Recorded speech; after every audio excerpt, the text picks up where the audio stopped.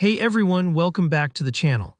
In today's quick and effective Mailchimp tutorial, I'm going to show you exactly how to manage duplicate contacts in your Mailchimp account. By the end of this video, you'll know not only how to spot duplicates, but also how to keep your audience list clean and organized, so your email campaigns don't end up sending mixed signals or worse, duplicates to your subscribers.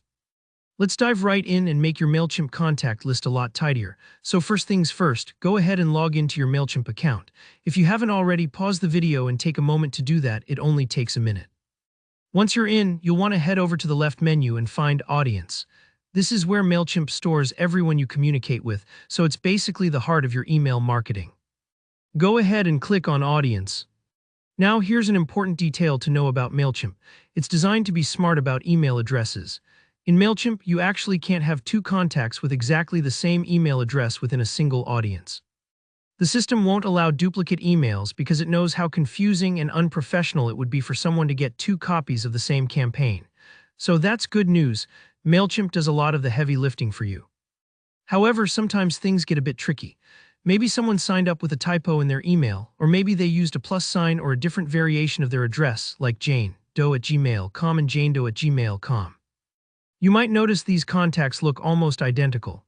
Technically, Mailchimp treats each slightly different email as a unique contact, so duplicates can still sneak in if there are small changes or misspellings. If you come across a contact that's almost the same as another, maybe it's the same person but the email has an extra character or a missing dot, you've got a decision to make.